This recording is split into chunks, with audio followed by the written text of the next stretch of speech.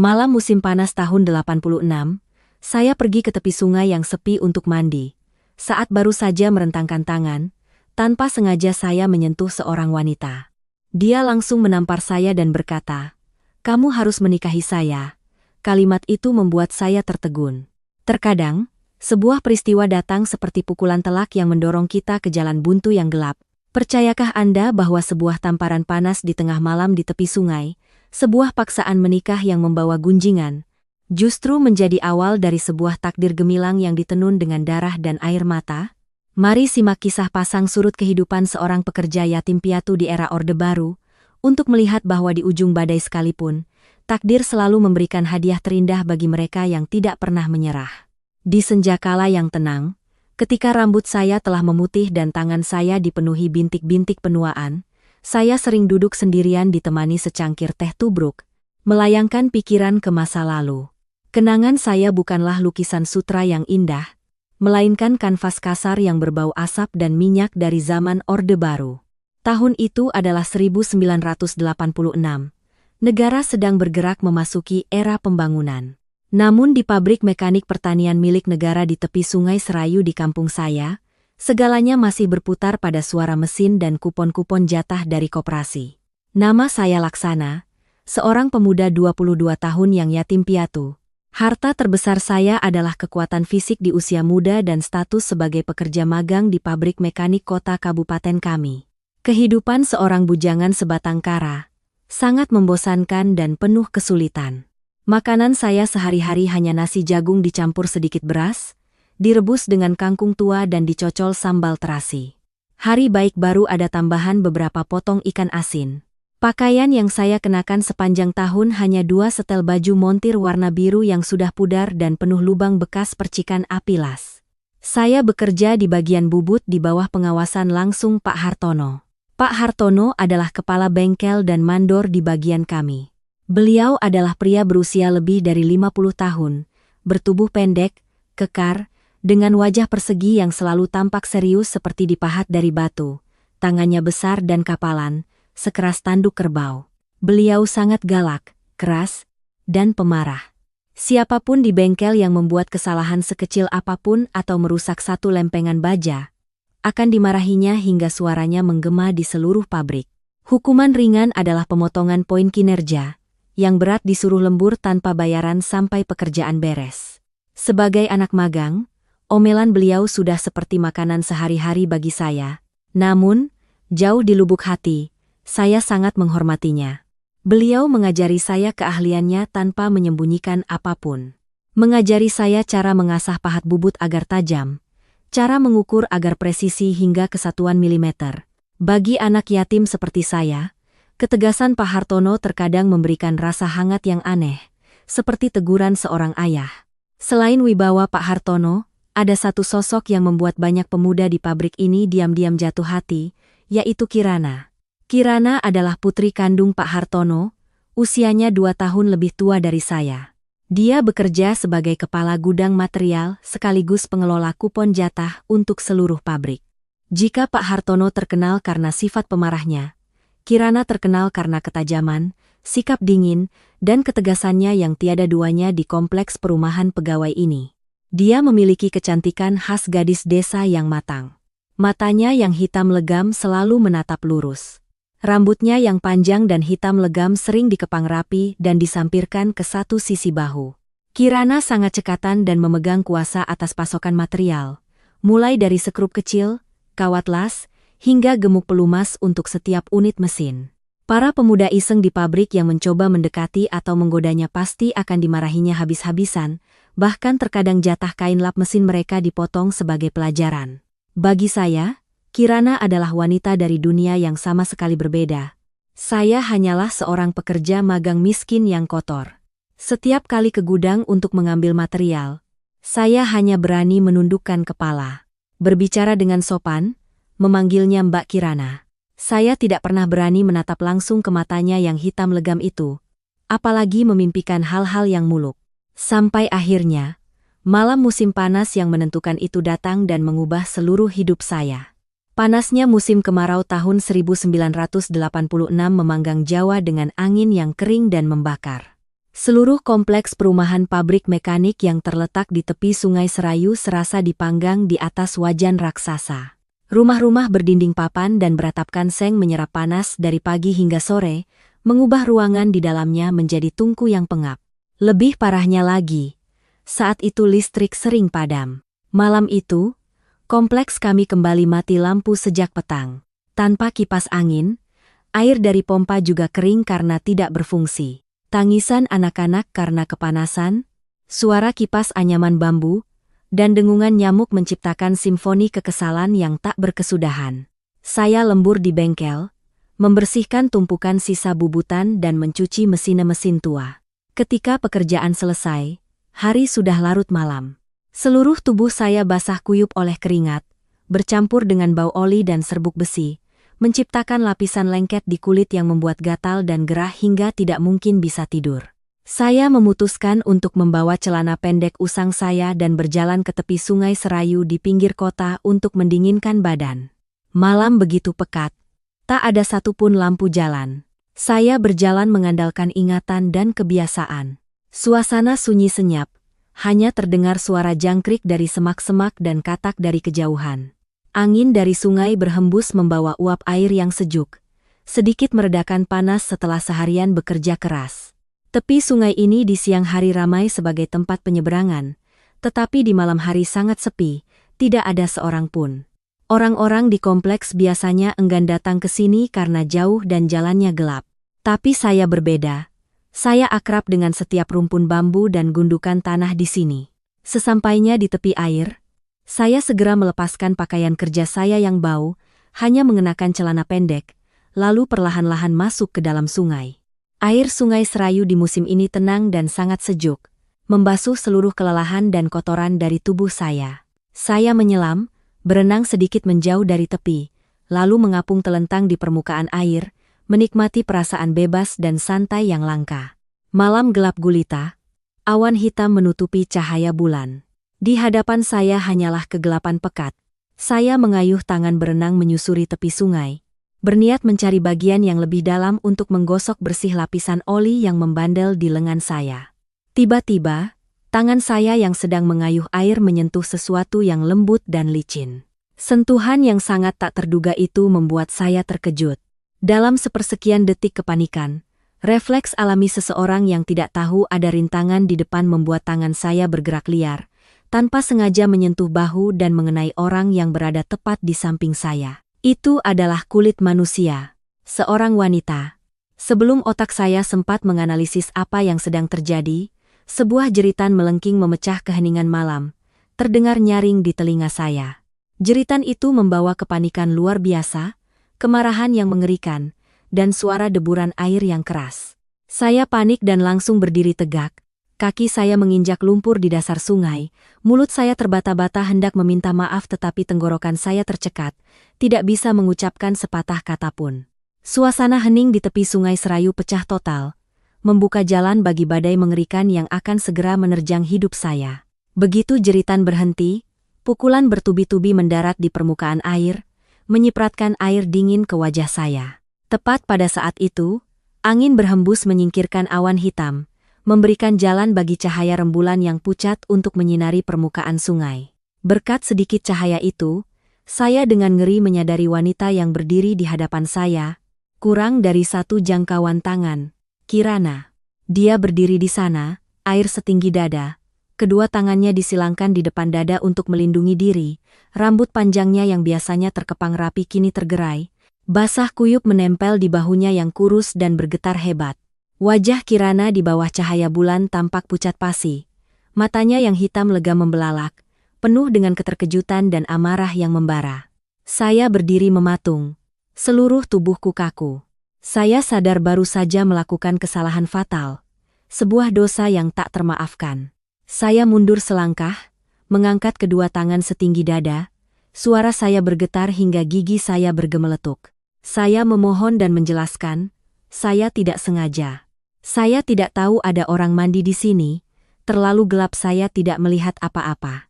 Saya terus-menerus meminta maaf, tetapi penjelasan lemah saya tidak mampu memadamkan api amarah di mata Kirana. Dia melangkah maju, mengayunkan lengan kanannya, Plak, sebuah tamparan panas mendarat telak di pipi kiri saya. Tamparan itu begitu keras hingga kepala saya terpental ke samping dan telinga saya berdengung. Rasa asin darah terasa di sudut bibir saya. Kekuatan tamparan itu mengandung semua kekesalan, rasa malu, dan kemarahan seorang gadis baik-baik yang tubuhnya tiba-tiba disentuh oleh orang asing di tengah malam buta. Saya berdiri diam menerima hukuman, tidak berani menyentuh pipi, hanya menundukkan kepala menatap aliran air yang tenang. Dada Kirana naik turun dengan cepat, dia menunjuk lurus ke wajah saya, suaranya mendesis di antara giginya, setiap kata diucapkan dengan jelas dan menggema di kesunyian. Dia menggeram, memutuskan nasib saya, aku sudah melihat semuanya. Kau telah menodai nama baikku, harga diriku di kampung ini hancur sudah. Lalu dia mengucapkan sebuah kalimat yang dingin dan tegas seperti paku yang menancap, tidak memberikan saya jalan untuk mundur. Dia menuntut saya untuk bertanggung jawab, menuntut saya untuk menikahinya. Kalimat itu menghantam gendang telinga saya seperti bom. Saya terperangah mengangkat kepala menatap Kirana, seolah salah dengar. Menikahi Kirana? Daldiang. Daldiang. Tadiang. Apa hak saya? Harta apa yang saya miliki untuk meminang kepala gudang yang cantik dan cerdas itu, putri kesayangan mandor bengkel bubut. Seorang pekerja magang miskin, yang gajinya sebulan tidak cukup untuk membeli beberapa kilogram beras. Tinggal di rumah gubuk yang reyot, bagaimana mungkin bisa meraih bintang setinggi itu? Ini bukan masalah ganti rugi dengan beberapa lembar rupiah atau menerima pukulan. Ini adalah masalah seumur hidup. Saya membuka mulut hendak menolak, hendak memohon agar dia mempertimbangkannya kembali. Tetapi tatapan matanya yang tajam dan tegas seperti silet telah membungkam semua kata di tenggorokan saya. Dia berbalik dan berjalan cepat ke tepi, mengambil pakaiannya lalu lari menghilang ke dalam kegelapan, meninggalkan saya terpaku di tengah aliran sungai Serayu yang dingin, membawa ketakutan yang samar tentang badai yang menanti esok hari. Keesokan paginya, kompleks perumahan pabrik mekanik diselimuti suasana yang lebih pengap dan menyesakan daripada cuaca musim kemarau. Saya menyeret langkah berat ke pabrik, kepala pusing, pipi kiri masih membekas 5 jari yang bengkak. Saya merasa awan hitam pekat menggantung di atas kepala, siap menyambar dengan petir takdir. Firasat saya benar. Kirana telah pulang sambil menangis dan melaporkan seluruh kejadian kepada Pak Hartono. Tentu saja, dengan kecerdasannya, dia sedikit memutarbalikkan cerita. Dia bercerita bahwa kemarin malam saat mati lampu, dia pergi ke sungai untuk mandi, lalu saya mengikutinya, mengintip, dan tanpa sengaja menyentuh serta melihat hal-hal yang tidak seharusnya. Bagi cara berpikir orang-orang yang hidup di era itu, di sebuah pedesaan yang kental dengan norma-norma komunal, seorang gadis yang belum menikah, kepergok mandi di sungai oleh seorang pria adalah sebuah aib besar. Noda yang merusak seluruh nama baik dan kehormatan. Di tengah jam kerja pagi, ketika suara mesin bubut dan mesin fries menderu memekakkan telinga, Pak Hartono datang dengan wajah penuh amarah. Tangannya menggenggam seutas tali kipas mesin yang hitam dan tebal, berjalan ke arah saya. Beliau berteriak mengusir semua pekerja keluar, lalu membanting pintu besi pabrik hingga tertutup. Tanpa sepatah kata tanya, tanpa kesempatan bagi saya untuk menjelaskan, beliau mengayunkan tali kipas itu dan mencambuk punggung saya. Saya mengertakkan gigi dan membungkuk, menahan sakit. Setiap cambukan yang mengiris udara menghasilkan suara yang kering saat mendarat di kulit saya. Punggung saya terasa panas dan membengkak. Sambil memukul, Pak Hartono memaki saya sebagai orang yang tidak tahu berterima kasih, bajingan, pekerja magang yang berani berbuat kurang ajar pada putri penolongnya. Saya dengan patuh berlutut di lantai bengkel yang penuh serbuk besi, kedua tangan menopang tubuh di lantai, membiarkan cambukan terus mendarat. Kemarahan seorang ayah yang melindungi kehormatan putrinya. Saya tahu saya bersalah. Baik disengaja maupun tidak, tangan ini telah menodai kesucian Kirana. Setelah sekitar 10 cambukan, Pak Hartono, yang kelelahan, melemparkan tali kipas itu ke lantai, terengah-engah. Beliau menunjuk wajah saya, suaranya serak dan tegas, menyatakan, "Aku melarangmu bicara sepatah kata pun tentang kejadian semalam kepada siapapun. Kalau tidak, aku akan mengusirmu dari sini dan tidak akan pernah menerimamu kembali." Kemudian beliau memberikan keputusan akhir yang dingin dan tak terbantahkan. Beliau menyuruh saya menyiapkan lamaran, Akhir bulan ini saya harus menikahi Kirana, untuk menutupi aib dan menjaga sisa harga diri keluarga beliau. Pintu bengkel terbuka, saya terhuyung-huyung berdiri, punggung kemeja kerja saya robek, penuh debu dan luka yang berdarah. Kabar pernikahan saya dan Kirana menyebar di pabrik lebih cepat dari api yang menyambar bensin. Keterkejutan dan keheranan terpancar di setiap wajah para pekerja. Semua orang berkumpul berbisik-bisik. Tatapan mereka ke arah saya penuh dengan rasa ingin tahu, selidik, dan bahkan cemoohan. Badai benar-benar telah menyapu kompleks perumahan, menerbangkan kehidupan tenang dan membosankan seorang pekerja magang yatim piatu. Pernikahan kami berlangsung tergesa-gesa, sesuai dengan semangat kesederhanaan era Orde Baru. Namun, kesederhanaannya juga membawa nuansa keterpaksaan dari kedua mempelai. Tidak ada mobil pengantin, tidak ada kembang api, juga tidak ada hidangan mewah. Pak Hartono yang mengurus semuanya untuk segera menutupi lubang pada kehormatan keluarga. Pesta pernikahan diadakan di aula pabrik pada suatu sore setelah jam pulang kerja. Meja-meja kayu disusun menjadi 2 baris panjang, di atasnya tersaji hidangan standar zaman itu. Beberapa piring kue-kue pasar, beberapa teko teh tubruk, dan 2 bungkus rokok kretek tanpa filter untuk para pria. Saya mengenakan kemeja putih yang kerahnya sudah menguning, pinjaman dari seorang teman kerja, dan celana panjang hitam yang kebesaran. Kirana mengenakan blus bunga-bunga kecil dan celana sutra hitam. Rambutnya dijepit rapi di belakang. Wajahnya dirias tipis dengan sedikit pemerah bibir, tetapi matanya tetap dingin dan kosong. Tamu-tamu kebanyakan adalah rekan kerja dari pabrik dan beberapa tetangga dari kompleks. Suara tawa dan ucapan selamat bercampur dengan bisik-bisik gosip. Telinga saya yang tajam menangkap gunjingan setajam pisau. Para pemuda mencibir, menyebut saya beruntung seperti tikus jatuh ke lumbung padi, mendapatkan istri yang tidak hanya cantik tapi juga punya kuasa di pabrik. Para ibu-ibu berbisik-bisik, menduga bahwa Kirana mungkin sudah hamil dengan seorang pejabat sehingga Pak Hartono terpaksa menikahkannya dengan pekerja miskin untuk menutupi aib. Atau mungkin gadis itu terkena guna-guna sehingga mau menikah dengan anak yatim piatu seperti saya. Saya menelan semua kepahitan itu, mencoba tersenyum seadanya sambil berkeliling menawarkan minuman.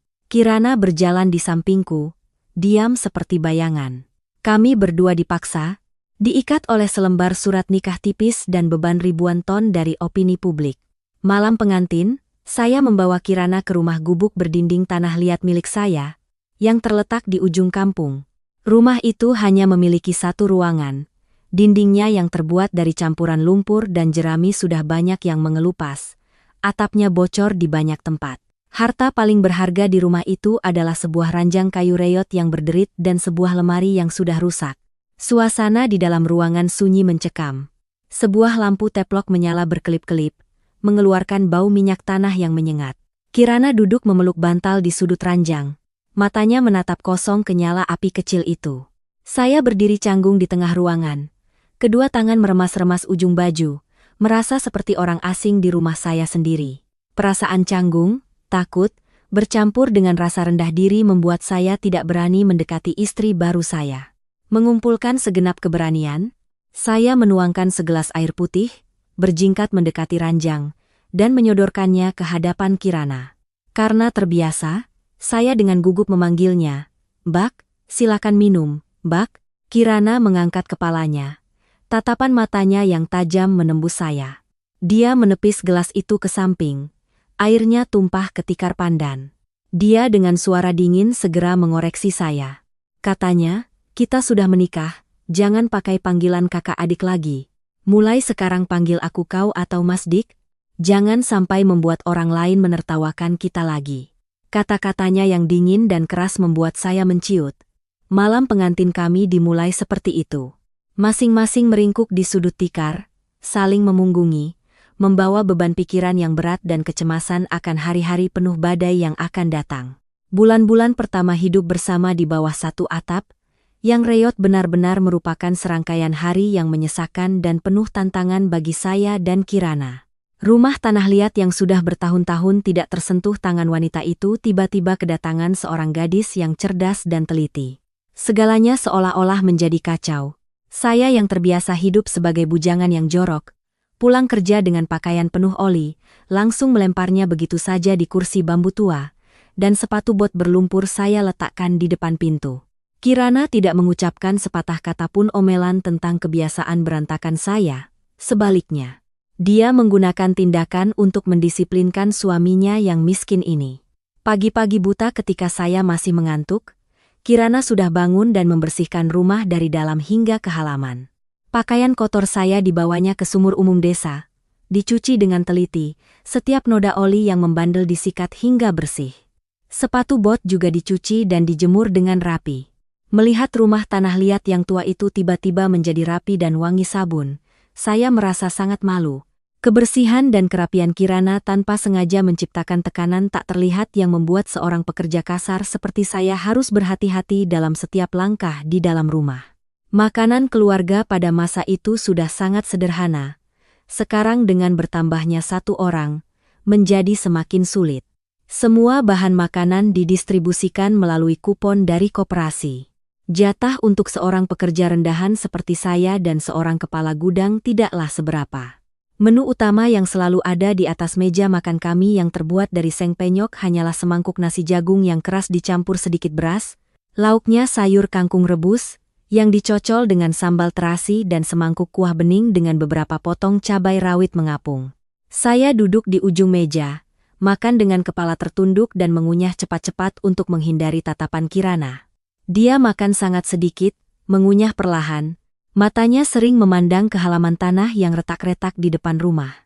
Suasana di antara kami berdua begitu berat dan sunyi, hingga saya bisa mendengar suara rayap menggerogoti tiang kayu rumah. Pengelolaan keuangan keluarga juga dengan cepat berganti tangan. Dulu, ketika menerima gaji dan kupon jatah, saya sering boros, membeli sebungkus rokok atau minum-minum dengan teman-teman pekerja. Sekarang, semuanya berubah total. Pada hari gajian pertama setelah pernikahan, saya membawa seluruh tumpukan uang kertas lusuh beserta buku kupon ke hadapan Kirana. Saya dengan singkat menyerahkan uang itu kepadanya, bermaksud memberikan seluruh gaji saya. Kirana dengan tenang mengambil tumpukan uang itu, menghitungnya dengan teliti, lalu merapikannya dan menyimpannya di tengah buku kupon koperasi. Dia menatap saya, suaranya jelas dan tegas. Dia berkata mulai sekarang uang di rumah akan dia yang pegang untuk mengurus belanja sehari-hari. Setiap bulan dia akan memberikan saya sedikit uang saku untuk berjaga-jaga jika ada kerusakan kendaraan atau keperluan mendadak. Dia menasihati saya, sebagai pekerja berat, sebaiknya mengurangi merokok, karena selain boros juga merusak paru-paru. Mendengar itu saya hanya bisa mengangguk dalam diam. Jauh di lubuk hati saya, ada rasa sedih dan kasihan pada diri sendiri. Sebagian ego sebagai laki-laki terluka karena harus menyerahkan seluruh keuangan. Sebagian lagi adalah rasa rendah diri yang mendalam, karena jumlah uang yang sedikit itu tidak seberapa jika dibandingkan dengan kemiskinan kami. Saya tahu Kirana berasal dari keluarga yang lebih berkecukupan, terbiasa dengan gaya hidup yang lebih tertata. Sekarang dia harus hidup bersama saya, menghitung setiap rupiah. Pasti hatinya juga dipenuhi rasa kecewa yang mendalam. Dua manusia dari dua dunia berbeda, dipaksa terikat oleh selembar surat nikah, sedang mencoba meraba-raba cara untuk bertahan hidup melewati masa-masa sulit. Memasuki musim hujan, gerimis yang tak henti-henti membuat suasana di kompleks pabrik semakin lembab dan suram. Hari itu bengkel mekanik menerima pesanan besar untuk mengerjakan komponen mesin traktor. Jalanan licin membuat gerobak sapi tidak bisa masuk sampai ke pintu bengkel.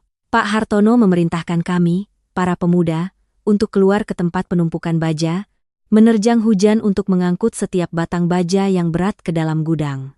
Saya bekerja keras dari pagi hingga sore, pakaian basah kuyup oleh air hujan yang bercampur keringat dan karat.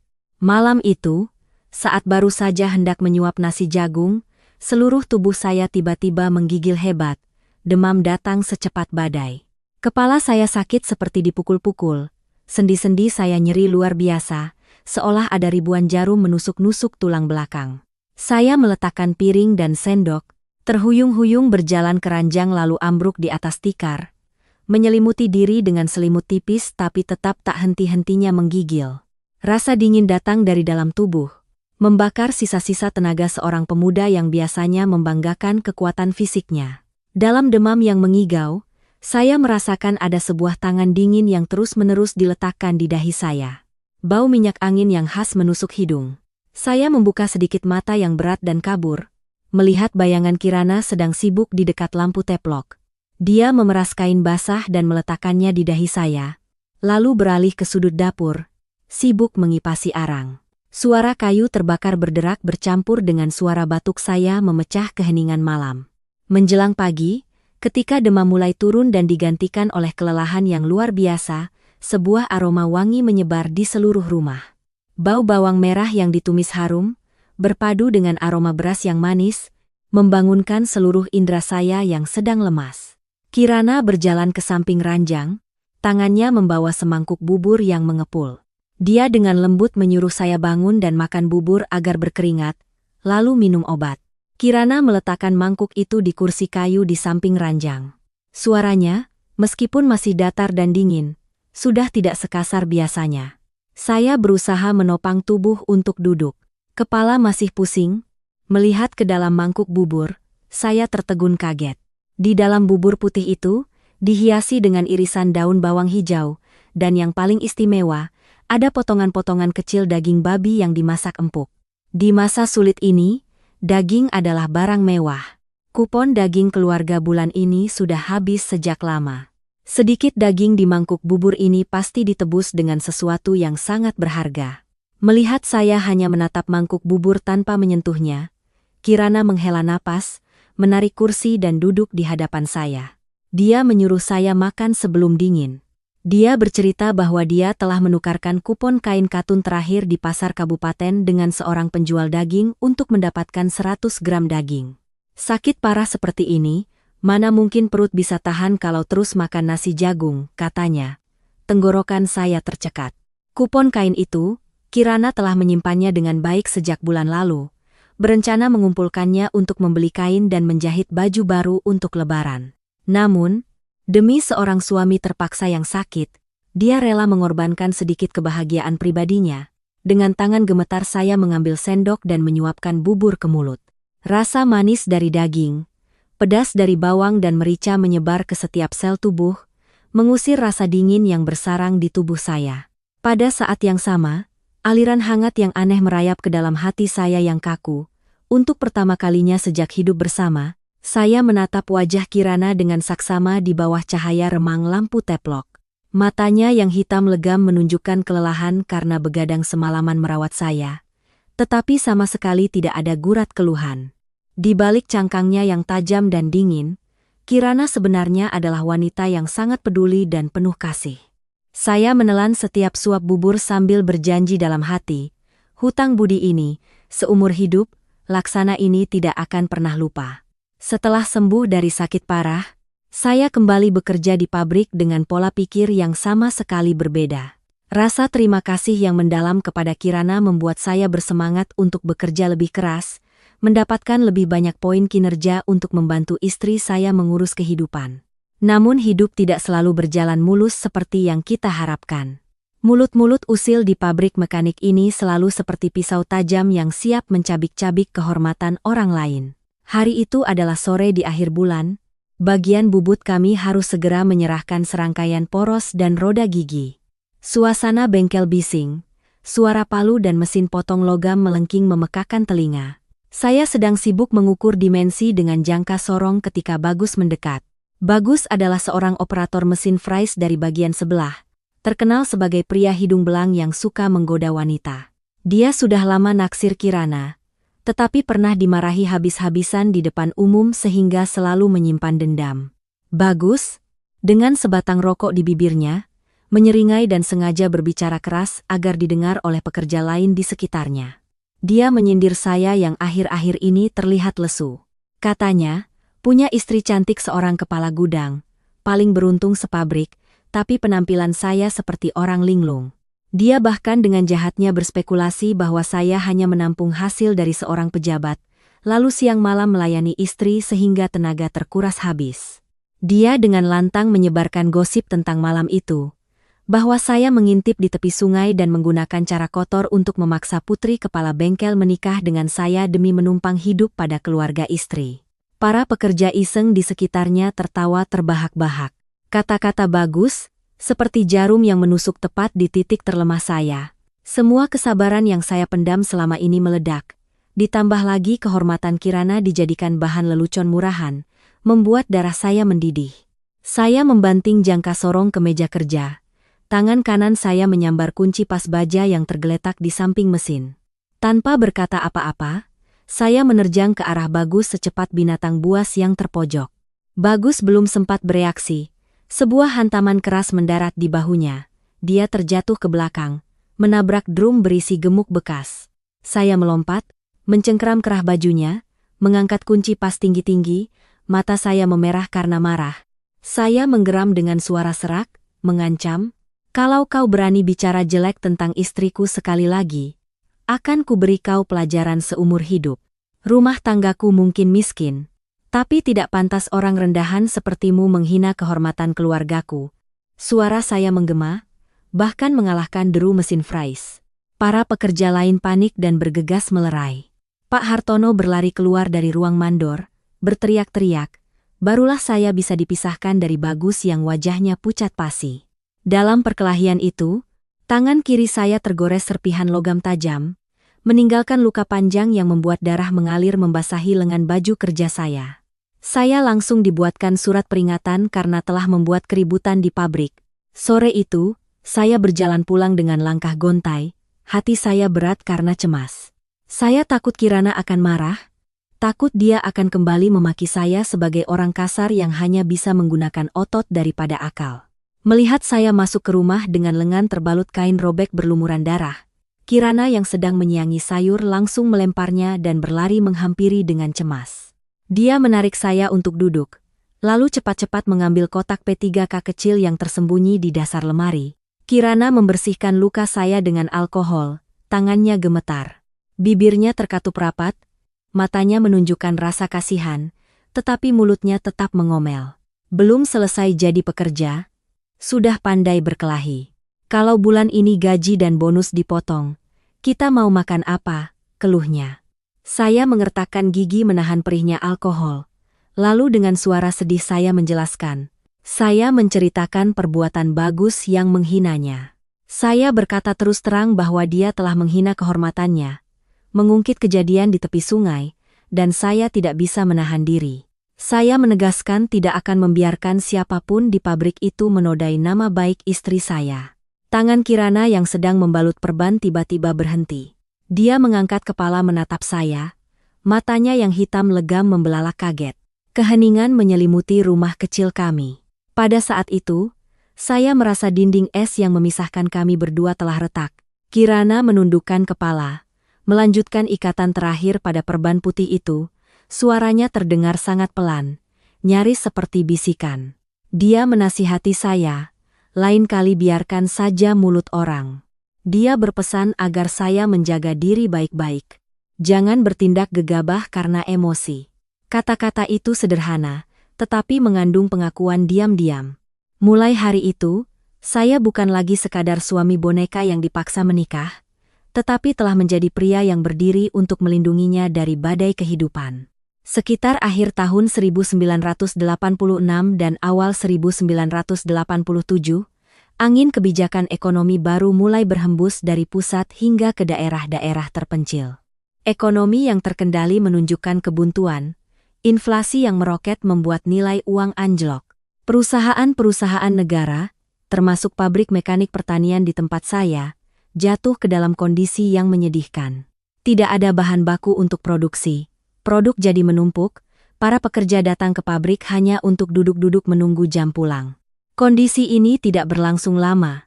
Sebelum Dewan Direksi pabrik menerima instruksi dari atasan untuk merampingkan organisasi dan mengurangi jumlah pegawai demi menyelamatkan situasi.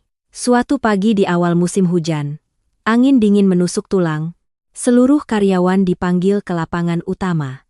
Direktur pabrik dengan wajah kusut, memegang selembar kertas dan membacakan daftar nama-nama yang harus dirumahkan dengan pesangon seadanya.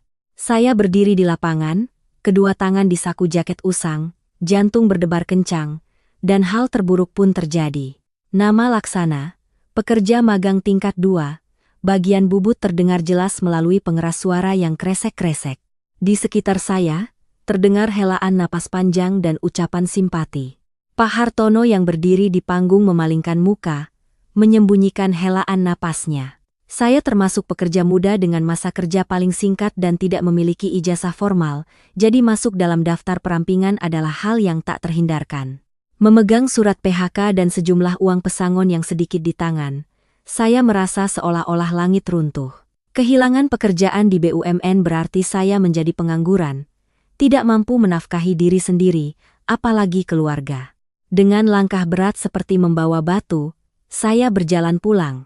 Saya menundukkan kepala di meja, kedua tangan mengacak-acak rambut. Musim hujan tahun ini terasa begitu dingin menusuk tulang. Masa depan di depan tampak gelap gulita. Saya tidak tahu harus berkata apa kepada Kirana. Seorang pria pengangguran yang hidup menumpang pada gaji istri kepala gudang yang terpandang. Status yang sudah memalukan kini menjadi semakin menyedihkan. Sore harinya, Kirana pulang kerja. Dia menyandarkan sepeda tuanya di sudut dinding, masuk ke rumah, dan melihat penampilan putus asa saya serta surat keputusan yang tergeletak di meja. Kirana tidak mengucapkan sepatah kata pun penghiburan basa-basi. Dia diam-diam masuk ke kamar dan menutup pintu. Sekitar 10 menit kemudian, Kirana keluar, berjalan ke hadapan saya, dan meletakkan sebuah bungkusan kertas kecil yang dibungkus rapi dengan kain beludru merah di atas meja. Dia duduk, suaranya sangat tenang, menyuruh saya membuka bungkusan itu. Saya dengan bingung membuka lapisan kain beludru di bawah cahaya remang senja. 2 buah cincin emas berkilauan muncul. Cahayanya yang cemerlang memecah kesuraman rumah tanah liat itu. Saya terlonjak kaget, buru-buru menarik tangan seolah tersengat listrik. Saya dengan panik berbisik bertanya pada istri saya, "Dari mana dapat emas sebanyak ini? Saya takut jika ada yang melihat dan melaporkan kami sekeluarga bisa masuk penjara." Kirana tersenyum tipis, senyum langka yang saya lihat sejak hari pernikahan. Dia perlahan menjelaskan bahwa ini adalah 2 cincin emas hasil tabungannya dari pekerjaan sampingan dan menjual beberapa kupon jatah selama beberapa tahun terakhir. Dia berniat menyimpannya sebagai bekal pribadi. Dia berpendapat bahwa pabrik ini sudah diambang kehancuran. Saya pun tidak punya masa depan jika tetap di sana. Dia dengan berani menyuruh saya membawa emas ini ke toko emas di kota untuk dijual sebagai modal. Dia sudah mendengar bahwa tempat barang bekas pabrik kapal akan melelang beberapa mesin las tua. Jadi dia mendesak saya untuk membeli 1, ditambah beberapa tang dan palu, agar kami bisa membuka bengkel las sendiri. Ekonomi sudah mulai terbuka, pemerintah mengizinkan usaha swasta.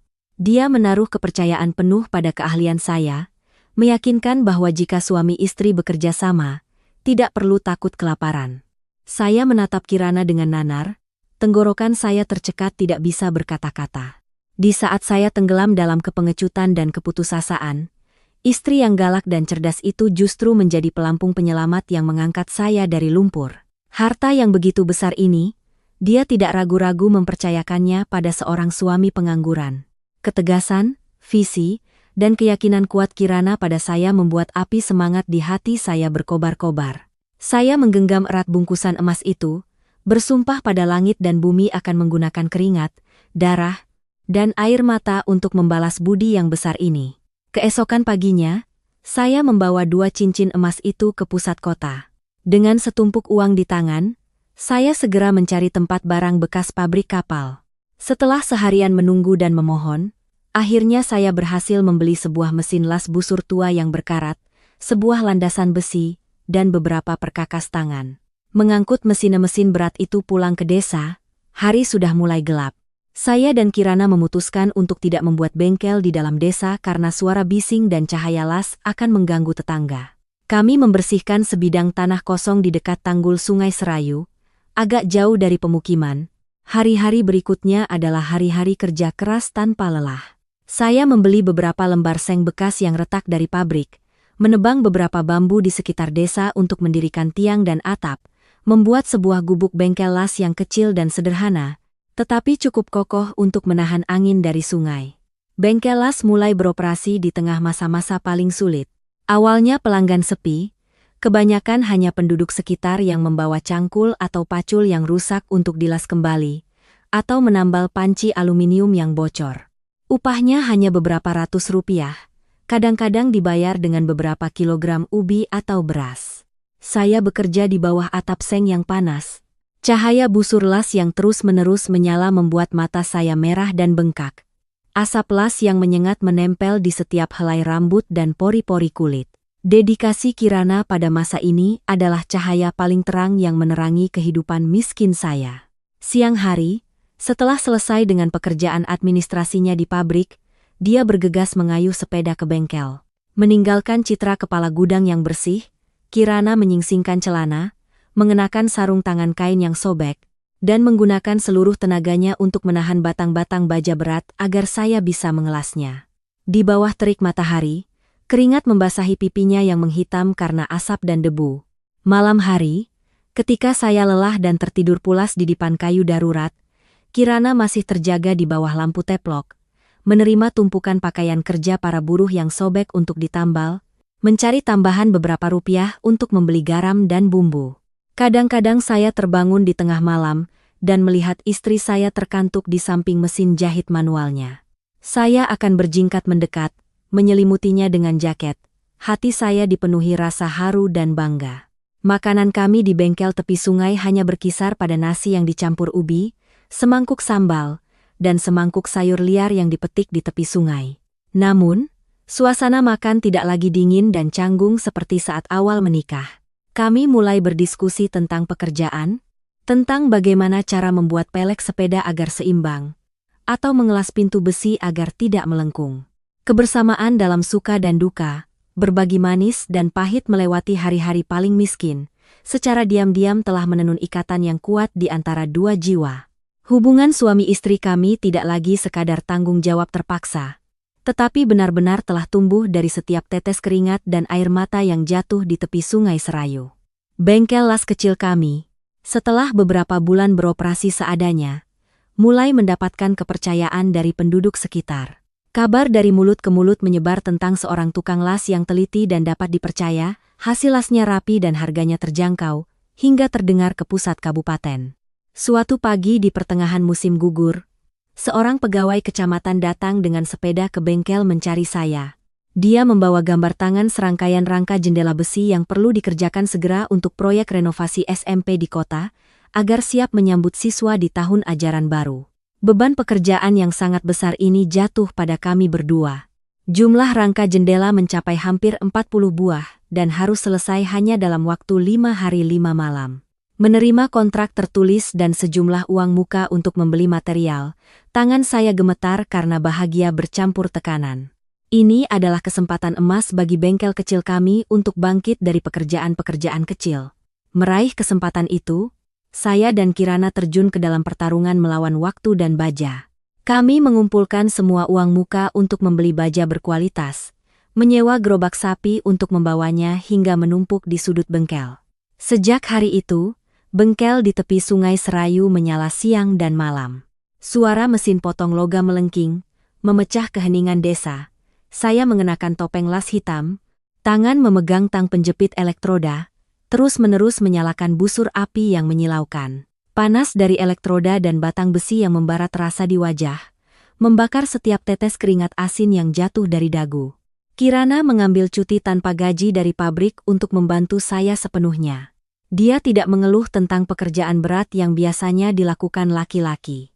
Tangannya yang biasanya hanya menghitung kupon, kini menjadi kasar karena harus mengangkat batang-batang baja yang berat.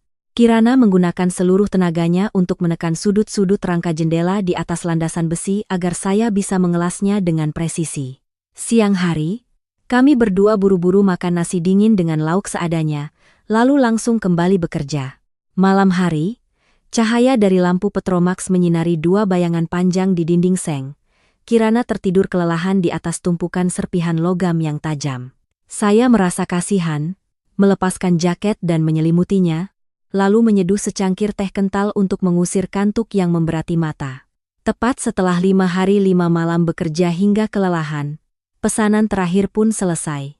40 buah rangka jendela persegi dengan sambungan las yang rapi, Telah dihaluskan dan dilapisi cat anti karat berwarna abu-abu, tersusun rapi di depan bengkel. Sore hari saat penyerahan barang, pegawai kecamatan itu memeriksa dan sangat puas. Dia mengeluarkan setumpuk uang kertas baru dari tas kulitnya, melunasi seluruh biaya pekerjaan. Memegang tumpukan uang pertama hasil keringat dan air mata sendiri, tangan saya gemetar. Jumlah ini setara dengan gaji saya selama setahun bekerja sebagai magang di pabrik lama. Malam itu, saya mengantar Kirana dengan sepeda ke pasar kabupaten.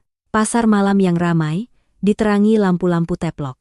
Saya menarik tangan Kirana masuk ke sebuah kios kelontong. Mata saya berhenti pada sebuah jepit rambut yang terbuat dari plastik imitasi cangkang kura-kura, dihiasi beberapa manik-manik berkilauan yang sangat indah. Saya menunjuk jepit itu, membelinya tanpa menawar.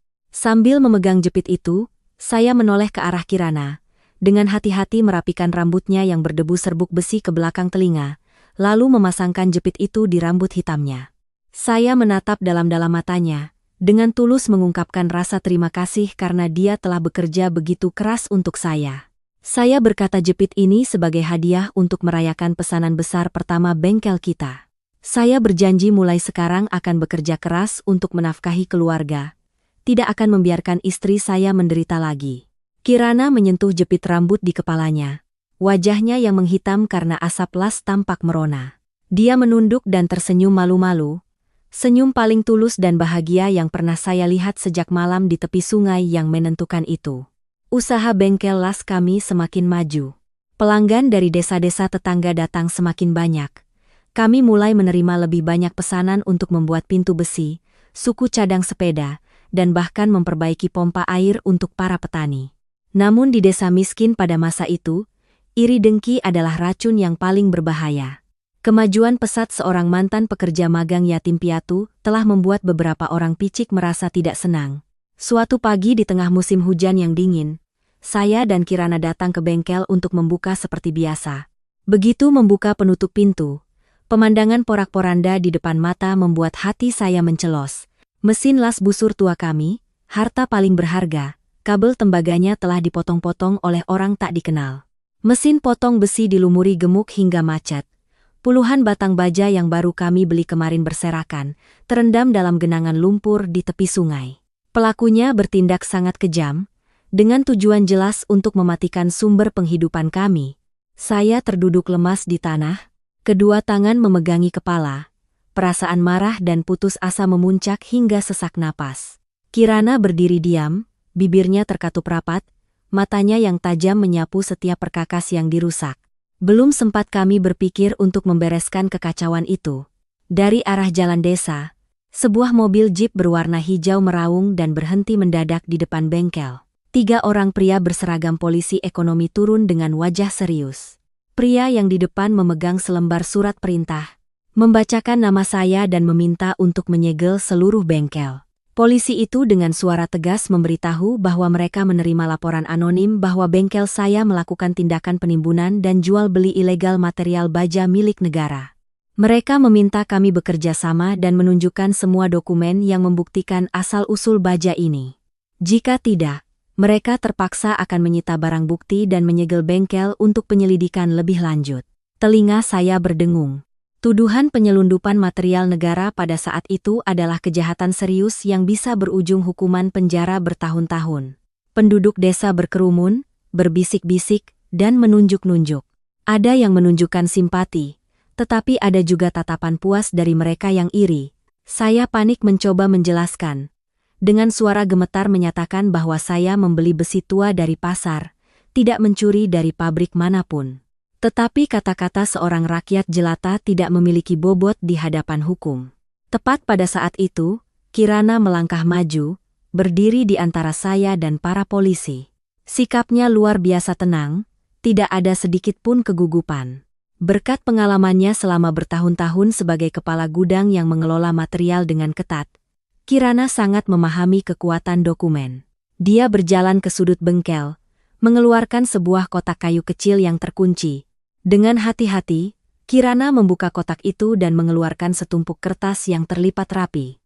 Kirana dengan lantang mempersilakan para petugas untuk memeriksa dengan teliti. Dia menegaskan bahwa kami mencari nafkah dengan jujur, membeli besi tua dari pabrik kapal dan tempat barang bekas. Dia menekankan, setiap transaksi memiliki surat jalan dan bukti pelepasan aset dari negara, lengkap dengan stempel resmi. Kirana menunjuk buku catatannya, dengan percaya diri menyatakan bahwa setiap kilogram baja, setiap meter kabel di sini, semuanya dia catat dengan jelas asal-usulnya. Tidak kurang 1 koma pun. Kirana sambil berbicara dengan tenang menyerahkan tumpukan bukti itu kepada polisi. Tim polisi ekonomi dengan teliti memeriksa setiap lembar kwitansi, mencocokkannya dengan tumpukan besi di bengkel. Dokumen-dokumen itu sangat transparan dan lengkap, tidak ditemukan satu kesalahan pun. Ketua tim polisi itu mengangguk dan mengembalikan tumpukan kertas itu kepada Kirana. Suaranya sudah jauh lebih lunak. Dia memberitahu bahwa ini adalah kasus fitnah. Bengkel kami sepenuhnya bersih, dan menyarankan kami untuk membuat laporan tentang perusakan aset agar polisi bisa menyelidiki pelakunya. Mobil polisi itu pergi di tengah kebingungan kerumunan. Saya menoleh ke arah Kirana. Keringat dingin membasahi punggung baju. Jika hari ini bukan karena ketelitian dan kehati-hatian istri saya yang mengumpulkan setiap lembar kertas, mungkin saya sudah terjerat masalah hukum. Melihat sosok kecilnya yang penuh ketabahan sedang sibuk memunguti potongan-potongan kabel tembaga yang putus, rasa kagum dan cinta saya pada wanita ini berlipat ganda. Melewati insiden sabotase yang kejam, kami berdua mengertakkan gigi, meminjam sedikit modal lagi untuk memperbaiki mesin dan terus bekerja keras untuk menutupi kerugian. Bengkel las di tepi sungai kembali menyala dari pagi buta hingga larut malam. Namun pekerjaan mekanik yang berat bukanlah untuk wanita. Lingkungan yang pekat dengan bau oli, serbuk besi, dan asap las yang beracun mulai menggerogoti kesehatan Kirana. Suatu siang di musim kemarau berikutnya, panas yang menyengat dari atap seng mengubah bengkel menjadi oven raksasa. Saya sedang berjuang memotong pipa baja berdiameter 60 mm. Suara mesin melengking memekakkan telinga. Kirana duduk di sudut bengkel, mengamplas karat dari beberapa rangka sepeda tua. Beberapa hari terakhir, saya melihat Kirana kurang nafsu makan. Wajahnya selalu pucat, dan sesekali dia menutup hidung lalu berlari ke tepi tanggul untuk mual. Ketika saya bertanya, dia hanya menepis tangan dan berkata hanya masuk angin ringan. Sedang asyik bekerja, tiba-tiba saya mendengar suara gedebuk dari sudut bengkel. Saya buru-buru mematikan mesin potong dan menoleh. Pemandangan di depan mata membuat jantung saya berhenti berdetak. Kirana telah pingsan di lantai tanah, rangka sepeda terlempar ke samping. Wajahnya pucat pasi, matanya terpejam, bibirnya terkatup rapat tanpa warna. Tangannya yang kotor karena oli terkulai lemas di tanah. Saya panik berteriak memanggil nama Kirana, melempar semua perkakas dan berlari menghampirinya. Saya mengangkat tubuh kurusnya, merasakan napasnya yang lemah. Saya menggendong Kirana, meletakkannya di boncengan sepeda tua, lalu mengayuh sekuat tenaga menyusuri jalan tanah menuju puskesmas di kota. Jarak hampir 3 kilometer di bawah terik matahari yang membakar kulit, keringat mengalir deras. Paru-paru saya terasa sesak, tetapi kaki saya tidak berani melambat sedetik pun. Sampai di puskesmas, saya mendorong pintu ruang gawat darurat, berteriak memanggil dokter. Seorang dokter tua berkacamata berlari keluar, mengarahkan saya untuk meletakkan Kirana di ranjang pasien, lalu dengan cepat mengukur tekanan darah, memeriksa nadi, dan mendengarkan detak jantungnya dengan stetoskop.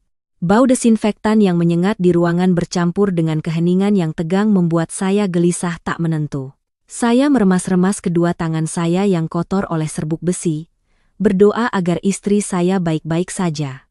15 menit kemudian, Kirana perlahan membuka matanya. Dokter tua itu melepaskan stetoskopnya, menoleh ke arah saya. Wajahnya yang serius tiba-tiba tersenyum ramah. Dia menepuk bahu saya, dan dengan lembut menegur. "Bagaimana kamu ini? Bekerja sampai membiarkan istrimu kelelahan begini?" Dia menenangkan saya, "Istrimu tidak sakit parah, hanya kelelahan bekerja berat ditambah mual di awal kehamilan, jadi tekanan darahnya turun dan pingsan." Dokter itu dengan senyum lebar mengucapkan selamat karena Kirana sudah hamil lebih dari 2 bulan. Dia dengan cermat berpesan, "Mulai sekarang jangan biarkan istrimu mencium bau asap las lagi. Harus diberi banyak makanan bergizi untuk janinnya." Saya tertegun mematung. Otak saya seolah berhenti bekerja selama beberapa detik untuk memproses informasi luar biasa yang baru saja saya terima. Kirana hamil. Saya akan menjadi seorang ayah. Aliran listrik menjalar di punggung saya, meledakkan semua emosi yang terpendam selama ini. Saya berlari ke samping ranjang, berlutut, memeluk erat tangan Kirana yang kotor dan menangis tersedu-sedu. Air mata seorang pria kasar yang telah ditempa oleh kehidupan tumpah tak terkendali. Kirana tersenyum lemah, tangannya yang kurus mengelus lembut rambut saya yang acak-acakan. Matanya berbinar penuh kebahagiaan. Saya membenamkan wajah di telapak tangan istri saya, bersumpah pada langit dan bumi. Saya bersumpah akan menggunakan seluruh hidup saya untuk melindungi ibu dan anak ini. Bersumpah akan bekerja 100.000 kali lebih keras agar anak yang lahir nanti tidak akan pernah merasakan nasib yatim piatu dan kelaparan seperti saya dulu. Kebahagiaan mengetuk pintu gubuk kecil di tepi sungai. Kepahitan dan kerja keras menjadi motivasi terbesar bagi saya untuk bangkit di tengah badai kehidupan. Waktu berlalu, putra pertama kami lahir di tengah kebahagiaan yang meluap-luap. Kami memberinya nama Bima, dengan harapan dia akan memiliki kehidupan yang kuat dan tangguh. Awal dekade 90-an, negara memasuki era ekonomi pasar yang pesat. Di mana-mana di kota, proyek pembangunan rumah dan jalan bermunculan. Bengkel las kami di tepi sungai, berkat kepercayaan yang telah dibangun, berkembang menjadi bengkel mekanik yang cukup besar. Saya mempekerjakan beberapa orang tambahan, dan kami berhasil membeli sebidang tanah kecil untuk membangun rumah sederhana beratap genteng, menggantikan gubuk reot kami dulu. Namun, ekonomi terbuka tidak hanya membawa peluang tetapi juga penuh jebakan bagi para pengusaha pemula seperti kami. Musibah menimpa keluarga kami pada suatu akhir tahun. Saat itu saya menerima kontrak besar dari seorang kontraktor dari kota. Dia memesan seluruh sistem perancah baja dan cetakan beton untuk sebuah proyek pabrik besar. Nilai kontraknya mencapai puluhan juta rupiah, jumlah yang sangat besar pada masa itu. Untuk menyelesaikan pesanan, saya menginvestasikan seluruh tabungan, bahkan meminjam dari rentenir, membeli bertonton bahan baku baja, dan bekerja siang malam selama 2 bulan penuh. Setelah selesai, kontraktor itu datang dengan truk, mengangkut semua barang, dan hanya meninggalkan selembar kertas catatan, berjanji akan membayar lunas 3 hari lagi setelah proyek dicairkan. Saya percaya begitu saja, tetapi 3 hari, seminggu, bahkan setengah bulan berlalu tanpa kabar. Saya pergi ke alamat kantornya di kota, dan betapa terkejutnya saya menemukan kantor itu sudah tutup. Kontraktor itu telah melarikan diri dengan semua uang proyek. Kami telah ditipu habis-habisan, bangkrut total. Kabar bengkel Laksana Kirana ditipu menyebar secepat api. Seketika, para rentenir dan pemasok bahan baku datang mengepung rumah kami. Suasana menjadi sangat tegang. Para penagih utang dengan wajah sangar menggedor-gedor pintu, memaki-maki dan mengancam. Suara Bima yang masih kecil menangis ketakutan dari dalam rumah. Sore itu, para penagih utang menyerbu bengkel. Mereka menyeret semua mesin ke sudut, menjarah apa saja yang bisa diambil. Mesin-mesin las, fries, dan potong yang kami beli dengan susah payah satu persatu diangkut ke atas truk untuk melunasi utang. Saya berdiri tak berdaya melihat harta benda saya dirampas, tubuh saya lemas tak bisa melawan. Hanya dalam beberapa jam, bengkel yang tadinya ramai kini menjadi gubuk kosong melompong. Usaha yang dibangun selama bertahun-tahun lenyap dalam sekejap, mendorong keluarga saya ke jurang kebangkrutan dengan tumpukan utang raksasa. Keputusasaan yang mendalam membuat orang mudah menyerah dan menjadi pengecut. Kehilangan usaha dan menanggung utang yang terus berbunga. Saya benar-benar hancur. Saya mengurung diri di kamar, menelantarkan segalanya, dan mencari pelarian pada minuman keras. Setiap hari saya membeli arak murah, minum sampai mabuk, lalu tergeletak di lantai meratapi nasib. Melihat istri dan anak saya dalam ketakutan, saya merasa seperti pria gagal yang tidak berguna. Suatu malam hujan deras, pengaruh alkohol membuat saya kehilangan akal sehat. Dalam keputusasaan, ingin membebaskan Kirana dan Bima dari teror penagih utang, saya membuat keputusan gila. Saya mengambil selembar kertas, dengan pulpen yang hampir habis tintanya, saya menulis surat cerai. Saya menandatanganinya, meninggalkan seluruh rumah untuk mereka berdua, berencana untuk pergi jauh keesokan paginya untuk menanggung semua utang sendirian. Saat saya baru saja meletakkan surat itu di meja, pintu kamar terbuka, Kirana masuk, membawa semangkuk air jeruk untuk meredakan mabuk saya. Melihat keadaan saya yang menyedihkan dan surat di atas meja, dia mendekat, mengambil dan membacanya. Matanya yang hitam lega membelalak, api kemarahan yang dahsyat berkobar. Tanpa berkata apa-apa, Kirana merobek surat cerai itu menjadi serpihan-serpihan kecil dan melemparkannya ke lantai. Lalu dia melangkah ke hadapan saya, mengayunkan lengan kanannya. Plak! Sebuah tamparan panas mendarat di pipi kiri saya. Kekuatannya tidak kalah dengan tamparan di tepi sungai bertahun-tahun yang lalu. Telinga saya berdengung. Rasa mabuk saya seketika hilang separuh. Saya tertegun menatap istri saya. Kirana berdiri di sana, dadanya naik turun, air mata mengalir deras di pipinya yang kuyu karena cemas. Dia menunjuk lurus ke wajah saya. Suaranya mendesis tajam, tidak memberi saya kesempatan untuk membela diri. Dia berteriak menyuruh saya sadar. Dia dengan tegas berkata, sesulit apapun, dia dan anaknya akan menanggungnya, dan melarang saya menjadi pengecut dan menyerah. Dia mengingatkan saya, dulu saat kita miskin papa, dengan tangan kosong kita bisa membangun usaha, mengapa sekarang jatuh di satu tempat tidak berani bangkit lagi? Dia bertanya, apa maksud saya menulis surat itu dan meninggalkan dia dan anaknya untuk siapa? Dia menjelaskan bahwa jika saya lari dari utang, para penagih itu tidak akan melepaskan istri dan anak saya di rumah. Kirana dengan keras menasihati saya untuk menjadi laki-laki. Berani berbuat, berani bertanggung jawab. Kata-kata Kirana seperti ribuan jarum yang menusuk jantung saya, membangunkan ego pria yang sedang tenggelam dalam kegelapan. Kirana berbalik, membuka lemari kayu, dan mengeluarkan sertifikat tanah rumah yang kami tinggali. Dia memegang sertifikat itu, dengan hati-hati memasukkannya ke dalam saku jaketnya. Dia dengan tenang merencanakan, besok pagi akan menggadaikan rumah ini ke bank. Dia rela berlutut di hadapan orang tuanya, meminjam dari sanak saudara untuk membayar sebagian utang. Sisa modalnya. Dia berencana akan membeli satu mesin las bekas dan memulai lagi dari awal. Kirana menutup dengan satu kalimat yang mantap. Selama kamu tidak menyerah, selama tanganmu masih kuat, keluarga ini tidak akan pernah kelaparan. Setelah berkata demikian, Kirana berbalik keluar dari kamar, meninggalkan saya terduduk di tengah serpihan kertas. Saat itu, saya menutup wajah dan menangis terseduh-seduh. Tamparan kedua dalam hidup saya ini bukan membawa aib, melainkan cambuk penyadar yang tak ternilai harganya. Istri kecil saya, wanita yang dulu saya kira terpaksa menikah dengan saya, ternyata adalah sandaran terkuat, orang yang berdiri paling depan melindungi saya dari badai kehidupan yang kejam. Saya berjanji pada diri sendiri, ini akan menjadi kali terakhir saya jatuh. Cahaya matahari pagi yang cerah menembus celah jendela kayu, menyinari wajah saya yang masih lelah. Rasa perih di pipi kiri akibat tamparan semalam masih terasa, mengingatkan saya akan sebuah kebangkitan yang mahal harganya. Saya bangkit, pergi ke sumur dan menyiram kepala dengan air dingin, membersihkan semua kepengecutan dan sisa-sisa alkohol. Saya menatap pantulan wajah saya di permukaan air. Tatapan mata saya telah kembali tajam seperti dulu. Kirana sudah pergi sejak subuh. Dia membawa satu-satunya sertifikat rumah kami ke bank, lalu bergegas ke rumah orang tuanya untuk meminjam uang. Melihat sosok kurus istri saya mengayuh sepeda tua menghilang di balik rumpun bambu, hati saya terasa sakit.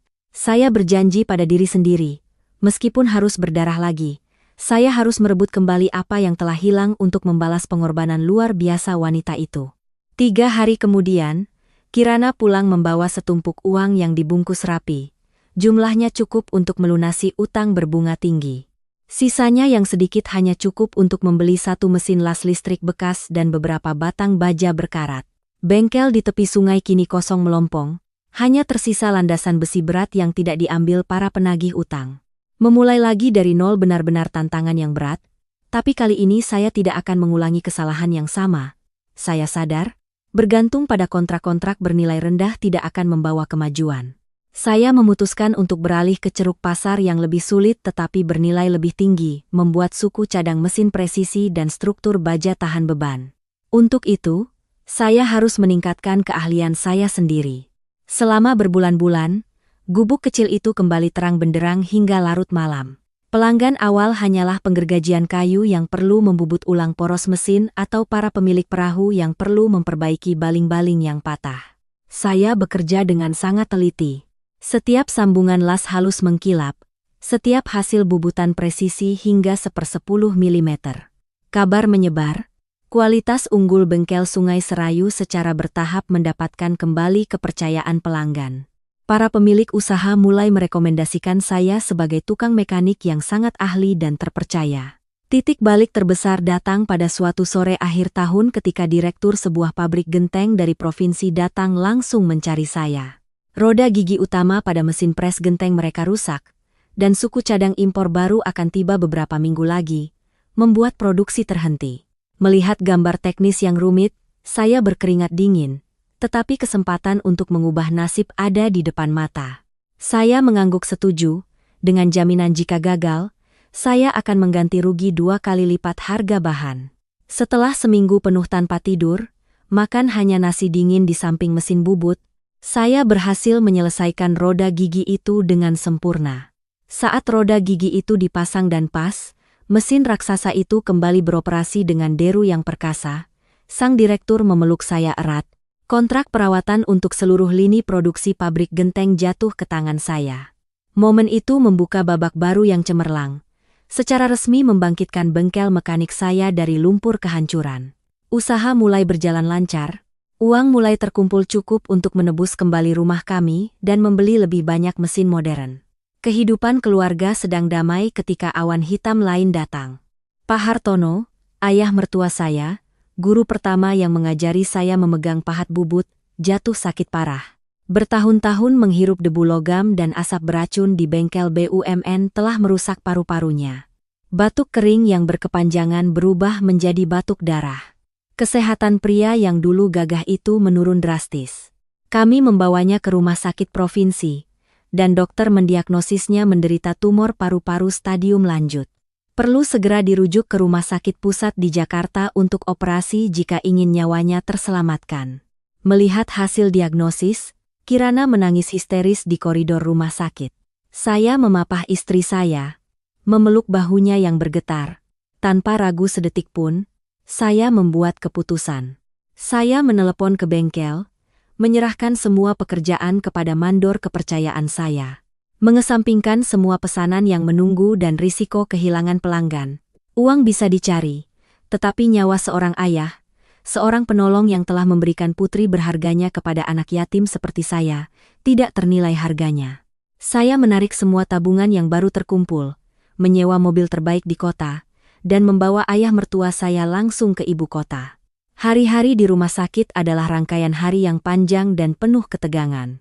Saya dan Kirana bergantian menjaga di samping ranjangnya siang dan malam. Saya mengambil bagian jaga malam, merawat dan membersihkan tubuhnya. Melihat tubuh ringkih penuh selang dari seorang mandor yang dulu suaranya menggelegar, hati saya dipenuhi rasa iba yang mendalam. Operasi berlangsung selama 6 jam yang menegangkan. Ketika pintu ruang operasi terbuka, dokter bedah utama mengangguk, memberitahu bahwa operasi berhasil menyelamatkan nyawanya, tetapi usianya yang sudah tua membuat beliau tidak bisa pulih sepenuhnya. Beberapa bulan setelah operasi, kesehatan Pak Hartono semakin menurun. Suatu sore musim gugur, beliau memanggil saya ke samping tempat tidurnya. Tangannya yang dulu kapalan kini kurus dan keriput, dengan gemetar menggenggam tangan saya. Matanya yang keruh memancarkan ketenangan yang aneh. Beliau berbisik memanggil nama saya, suaranya terputus-putus. Beliau berkata dengan bangga bahwa saya adalah pria yang tangguh. Beliau tidak salah memilih orang. Ayah mertua saya berpesan untuk menjaga Kirana baik-baik. Beliau bisa pergi dengan tenang. Saya menggenggam erat tangannya, air mata saya jatuh membasahi punggung tangannya yang kurus. Saya dengan suara tercekat berjanji akan menggunakan sisa hidup saya untuk merawat Kirana dan cucunya agar bahagia. Malam itu, Pak Hartono menghembuskan napas terakhirnya. Tenang dan damai seperti tidur nyenyak. Pemakamannya diadakan dengan hikmat.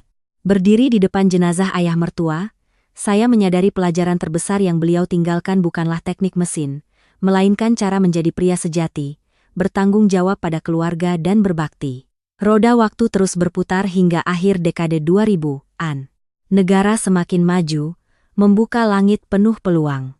Gubuk bengkel reyot di tepi sungai kini hanya menjadi sebuah foto usang dalam bingkai kaca. Sebagai gantinya, berdirilah sebuah kompleks pabrik industri skala besar di tepi jalan raya utama, bernama PT Mekanika Presisi Serayu Baja.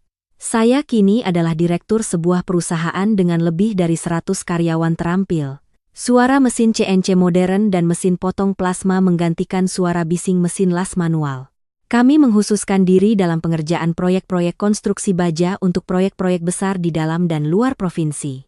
Ketekunan, kepercayaan, dan kualitas telah membangun sebuah merek yang kokoh, menghasilkan kekayaan yang dulu bahkan dalam mimpi pun tak pernah berani saya bayangkan. Keluarga saya telah pindah dari rumah sederhana di desa ke pusat kota. Rumah 3 lantai yang megah di jalan utama, dengan perabotan kayu jati yang mahal. Putra pertama kami, Bima, telah tumbuh dewasa, perawakannya tinggi tegap mewarisi darah saya, tetapi wajah dan kecerdasannya persis seperti ibunya. Musim panas tahun itu, keluarga kami diliputi kebahagiaan luar biasa ketika Bima menerima surat penerimaan dari Institut Teknologi Bandung. Saya menggendong Kirana di punggung saya dan berlari-lari seperti orang gila.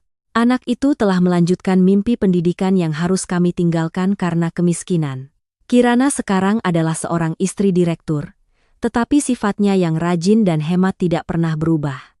Dia menjadi pendukung utama di belakang layar, mengelola seluruh pembukuan dan keuangan perusahaan. Meskipun tidak kekurangan uang, Kirana tetap hidup sederhana. Kebahagiaan terbesarnya setiap sore adalah memasak sendiri hidangan-hidangan sederhana kesukaan suami dan anaknya.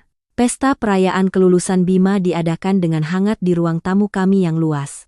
Melihat putra saya mengenakan kemeja putih bersih berfoto dengan ibunya, mata saya berkaca-kaca. Buah manis yang kami nikmati hari ini ditanam dari keringat, air mata, dan bahkan darah di masa lalu. Kebahagiaan seorang pria terkadang sesederhana melihat orang-orang yang paling dicintainya hidup berkecukupan, tidak lagi harus mengkhawatirkan makanan atau kupon jatah seperti di masa sulit dahulu. Suatu sore musim gugur yang cerah, saya mengemudikan mobil sedan hitam mengkilap kami menyusuri jalan aspal mulus menuju pinggiran kota lama. Di samping saya duduk Kirana, rambutnya yang dulu hitam legam kini mulai beruban, disanggul rapi di belakang. Hari ini kami memutuskan untuk meninggalkan tumpukan pekerjaan demi sebuah perjalanan napak tilas. Mobil berbelok ke jalan menuju kompleks pabrik mekanik lama. Pemandangan di depan mata membuat kami berdua terkejut. Perubahan zaman telah sepenuhnya menghapus kompleks perumahan berdinding papan yang panas itu. Sebagai gantinya, berdiri sebuah kawasan perumahan baru dengan deretan ruko. Aula pabrik tempat kami menikah dulu telah diratakan menjadi sebuah supermarket kecil yang terang benderang. Hanya sebatang pohon trembesi tua yang masih berdiri kokoh di sudut jalan, menjadi saksi bisu pasang surut zaman. Saya terus mengemudi menyusuri jalan menuju tepi sungai Serayu. Jalan tanah merah yang dulu berlumpur kini telah diaspal mulus. Sungai Serayu yang tenang masih mengalir, tetapi kedua tepinya kini telah diperkuat dengan tanggul batu, tidak ada lagi semak belukar liar seperti 30 tahun yang lalu. Saya memarkir mobil, dengan hati-hati membukakan pintu untuk istri saya. Kami bergandengan tangan, berjalan perlahan di sepanjang tepi tanggul, berhenti tepat di lokasi tempat saya mendirikan gubuk bengkel las pertama kami. Lahan yang dulu penuh oli dan sisa las itu kini telah menjadi taman kecil yang ditanami bunga kertas berwarna-warni. Saya menunjuk ke arah petak rumput sambil tersenyum, mengenang masa lalu, bertanya pada Kirana, masih ingat malam musim hujan saat bengkel kita dirusak orang. Aku dulu mengira dunia sudah kiamat, hanya bisa menangis seperti anak kecil. Kirana tertawa. Kerutan di sudut matanya tampak lembut. Bagaimana bisa lupa? Katanya. Dia menggoda saya. Waktu itu wajahmu pucat pasi. Kalau saja aku tidak menyimpan semua kwitansi itu untuk ditunjukkan pada polisi, mungkin usaha kita sudah hancur sejak saat itu. Kami terus berdiri di sana, saling berpegangan, memandang ke arah sungai yang luas, mengenang setiap kepingan memori, suka dan duka yang saling terkait. Dari semangkuk bubur hangat saat sakit hingga perkelahian berdarah di pabrik, dan tamparan keras yang membangkitkan semangat di malam kebangkrutan. Kenangan pahit dan sulit di masa lalu, kini melalui lensa waktu, menjadi harta spiritual yang tak ternilai. Itu adalah bukti cinta sejati yang ditempa melalui api dan badai kehidupan. Matahari perlahan terbenam di ufuk barat, mewarnai seluruh bentangan sungai Serayu dengan warna jingga yang indah. Suasana begitu hening hingga saya bisa mendengar deburan lembut air di tepi tanggul. Kirana tiba-tiba menoleh ke arah saya. Matanya yang dulu tajam dan dingin kini memancarkan kelembutan. Dia tersenyum penuh arti, senyum yang menyimpan rahasia selama puluhan tahun. Dia berdeham, "Sekarang kita sudah kembali ke tepi sungai ini. Aku akan memberitahumu sebuah rahasia besar. Rahasia yang kusimpan sejak malam mati lampu tahun 1986 sampai sekarang." Saya menaikkan alis, penasaran. "Rahasia apa yang kamu sembunyikan dariku selama ini? Cepat katakan," goda saya. Kirana merapikan rambutnya, suaranya pelan dan jelas. Dia mengaku bahwa malam itu, saat dia sedang mandi di tepi, dia sebenarnya melihat saya berenang mendekat. "Saat kamu mengayuh tangan ke arahku," katanya, "aku sebenarnya bisa saja naik ke darat dan pergi, tapi aku sengaja diam di tempat." Meskipun bulan redup, sosok tegap pekerja bubut yang paling sopan di pabrik, mana mungkin aku salah lihat. Dia melanjutkan, "Saat tanganmu tidak sengaja menyentuhku, aku sengaja diam. Lalu aku sengaja berteriak sekeras-kerasnya agar seluruh tepi sungai ini dengar, supaya aku punya alasan untuk menuntutmu." Saya ternganga, seluruh tubuhku kaku, persis seperti saat pertama kali ditampar dulu. Otak saya berputar memproses informasi. Jadi, itu semua bukan kecelakaan. Semuanya adalah drama yang sempurna yang disutradarai oleh kepala gudang yang cerdas itu. Saya terbata-bata bertanya, "Kenapa? Kenapa kamu melakukan itu?" Kirana tersenyum, menepuk lengan saya dengan lembut. "Karena saat itu aku sudah lama menyukaimu," jelasnya. "Di pabrik itu, banyak pemuda yang mencoba mendekati, tapi aku tidak tertarik. Hanya kamu yang jujur, rajin, dan pendiam. Aku sering memperhatikanmu. Setiap siang kamu selalu memberikan porsi makanmu yang lebih banyak untuk pekerja tua. Setiap pulang, kamu selalu tinggal untuk membersihkan bengkel. Seorang pria dengan hati sebaik itu, bagaimana bisa aku lepaskan? Tapi kamu terlalu pemalu, terlalu rendah diri karena yatim piatu, jadi tidak akan pernah berani memulai. Malam mati lampu itu, bertemu denganmu di tepi sungai, aku nekat menggunakan rencana paksa nikah ini, mempertaruhkan nama baikku untuk mengikatmu dalam hidupku." Mendengar pengakuan manis itu dari mulut istri saya, jantung saya berdebar kencang seperti pemuda usia 20-an. Saya akhirnya sadar, wanita yang saya kira adalah takdir buruk, ternyata adalah anugerah terbesar yang membawa pengaturan terindah dalam hidup saya. Tanpa malam menentukan di tepi sungai itu, tanpa rencana berani dari sang kepala gudang, seorang yatim piatu seperti saya mungkin akan terombang-ambing tanpa arah di tengah arus kehidupan yang kejam. Saya merentangkan kedua tangan, memeluk erat tubuh mungil Kirana. Saya memeluknya erat, menghirup aroma rambutnya yang wangi. Di bawah senja yang memerah di atas permukaan sungai Serayu yang tenang, saya memejamkan mata dan dalam hati berterima kasih pada takdir, pada Tuhan, dan pada tamparan keras tahun 1986, yang telah memberikan saya kebahagiaan seutuhnya dalam satu masa kehidupan. Pemirsa yang budiman, saat kita menutup halaman-halaman memuar yang penuh pasang surut di tepi sungai Serayu ini, kita tentu masih merasakan berbagai emosi tentang sebuah cinta yang tumbuh dari kesulitan. Mungkin melalui kisah ini, kita menyadari bahwa dalam hidup, tidak selamanya awal yang terpaksa atau pahit akan berakhir tragis. Pelajaran terbesar yang muncul adalah pentingnya menghargai ikatan suami istri dan kekuatan dari kebersamaan dalam suka dan duka. Sang istri yang cerdas di masa lalu menggunakan tamparan dan ketegasannya untuk membangkitkan ketangguhan seorang pria. Ini membuktikan bahwa cinta sejati bukan hanya kata-kata manis, tetapi juga bahu-membahu dan melindungi saat dalam kesulitan dan kebangkrutan. Selain itu, kisah ini juga mengingatkan kita tentang semangat pantang menyerah dalam menghadapi badai kehidupan.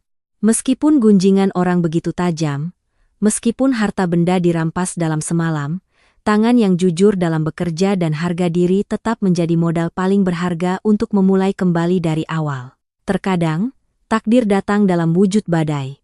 Tetapi selama kita hidup dengan baik, berusaha sekuat tenaga, dan memiliki pasangan hidup yang tulus mendampingi, semua kepahitan pada akhirnya akan berubah menjadi buah yang manis. Teruslah percaya dan melangkah, karena hari esok yang cerah selalu tersedia bagi hati yang paling tangguh. Terima kasih telah meluangkan waktu untuk menyimak dan menemani kisah hari ini. Semoga Anda semua selalu dalam damai dan kebahagiaan.